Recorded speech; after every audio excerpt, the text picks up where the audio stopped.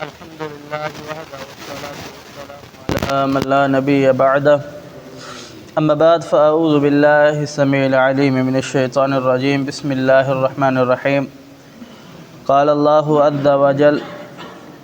قل إنما حرم ربي الفواحش ما ظهر منها وما بطن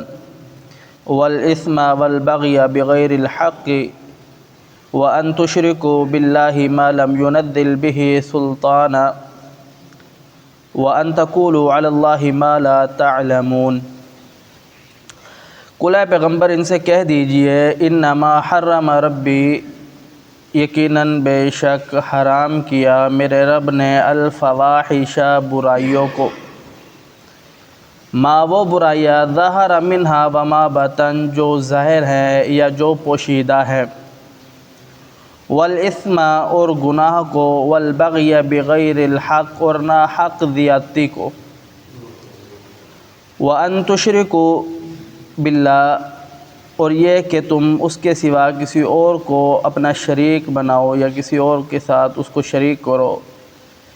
ما لم ينزل به سلطانا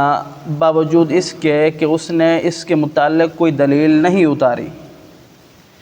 وَأَن تَقُولُوا عَلَى اللَّهِ اور یہ کہ تم کہو اللہ رب العالمین پر وہ بات ما لا تعلمون جو تم نہیں جانتے۔ اس آیات مبارکہ میں اللہ رب العالمین نے بیسک کچھ چیزوں کی طرف انسان کی توجہ دلائی ہے اور انہیں ان چیزوں کی اہمیت کی پہچان دلوانے کی کوشش کی ہے۔ رب تعالیٰ فرماتا ہے کل اے پیغمبر کہہ دیجئے ان سے انما حرم ربی الفواحش ما ظہر منہا وما بطن، اللہ رب العالمین نے حرام قرار دے دیا جو میرا رب ہے برائیوں کو۔ پیچھے آپ نے سماعت فرمایا کہ انہوں نے اللہ رب العالمین نے جو چیزیں زینت کے لیے کپڑے کا ذکر ہوا اور دیگر چیزوں کا بھی ذکر ہوا، انہوں نے اپنے اوپر حرام قرار دے دی جو اللہ رب العالمین نے حرام قرار نہیں دی تھی۔ اب یہاں اللہ رب العالمین بیان فرماتا ہے کہ اللہ رب العالمین نے تو بے حیائی کو حرام قرار دے دیا۔ بے حیائی کیا چیز ہے؟ بے حیائی یہ چیز ہے کہ جس کا تعلق شرمگاہ سے ہو، جس کا تعلق جسم سے ہو، اسے بے حیائی کہتے ہیں اس گناہ کو۔ اللہ رب العالمین بیان فرماتا ہے ان الذین یحبون ان تشیع الفاحش فالذین آمنوا لهم عذاب علیم فی الدنیا والآخرہ۔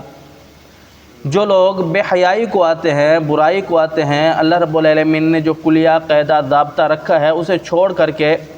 اللہ رب العالمین کی نافرمانی کر کے اللہ رب العالمین کی بغاوت کر کے بے حیائی کرتے ہیں تو اللہ رب العالمین نے ان کے لیے دو خطرناک سزائیں رکھی ہے۔ ایک یہ ہے کہ فی الدنیا والآخرہ، دنیا کے اندر بھی اللہ رب العالمین نے کہا کہ میں ان کو دلیل کر دوں گا اور آخرت کے اندر بھی انہیں دلیل کر دوں گا۔ اور یہ بات طے شدہ ہے کہ جو لوگ بے حیائی کرتے ہیں اور گناہ کے اندر گھرے ہوئے ہیں ان کا پھر روب اور دبدبہ نہیں رہتا۔ آگے رب تعالیٰ بیان فرماتا ہے ما ظہر منہا وما بطن، اللہ رب العالمین نے ہر گناہ جو ظاہر ہو کر کے کیا جائے یا پوشیدہ ہو کر کے کیا جائے سب کے سب کو اللہ رب العالمین نے حرام قرار دے دیا۔ اب جو ظاہر ہے تو وہ تو لوگوں کو پتہ ہے، جو پوشیدہ ہے وہ گناہ نہیں ہے، وہ بھی گناہ ہے۔ رسول اللہ صلی اللہ علیہ وسلم کی حدیث سے آپ علیہ السلام سے پوچھا گیا کہ یا رسول اللہ گناہ کیا ہے؟ آپ علیہ السلام نے فرمایا ہر وہ چیز جو تجھے تیرے دل کے اندر یہ کھٹکے، تیرے دل کے اندر یہ شبہ پیدا ہو کہ لوگوں کو پتہ چل گیا تو میری شرمندگی ہوگی، میری جگہ رسائی ہوگی، وہ گناہ ہے۔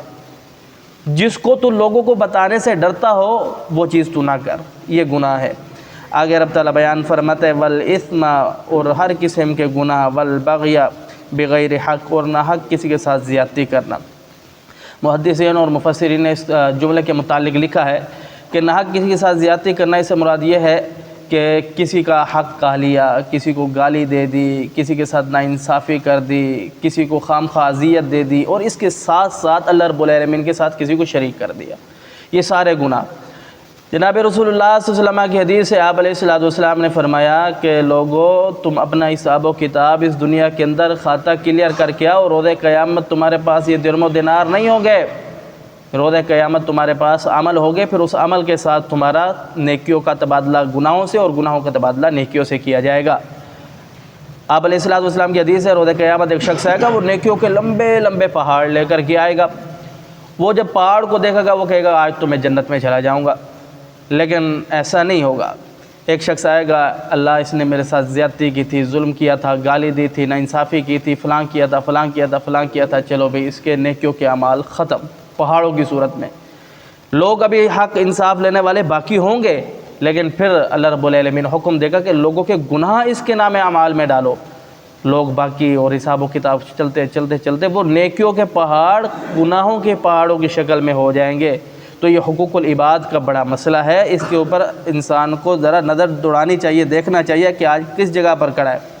آگے رب تعالیٰ نے ایک اہم چیز کی طرف توجہ دلائی ہے، فرمایا کہ وَأَن تُشْرِكُوا بِاللَّهِ، کہ اللہ رب العالمین کے ساتھ جو کسی اور کو شریک کرتے ہیں، اس وجہ سے کہ ما لم ينزل به سلطانہ، کہ اللہ رب العالمین نے تو اس کی کوئی دلیل ہی نہیں اتاری۔ یہ لوگ کیا کہتے ہیں یہود، پیچھے آپ نے سنا یہود و نصارہ، یہ مشرکین مکہ، جب ان سے کہا جاتا تھا کہ یا تم ان بتوں کو کیوں پوجتے ہو، اللہ کو پوجو،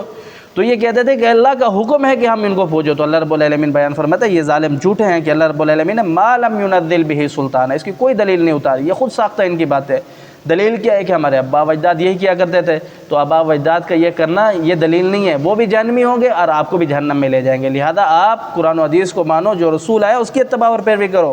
آگے رب تعالیٰ نے پھر ان کی جہالت کی ایک اور بات کو بیان فرمایا کہ وَأَن تَقُولُوا، اور یہ کہ تم کہتے ہو علی اللہ، اللہ رب العالمین پر، ما لا تعلمون، وہ بات جو تم جانتے نہیں ہو۔ اللہ سمجھنے عمل کی توفیق دے۔ اقول قولی ھذا استغفر اللہ لی ولکم ولسائر المسلمین۔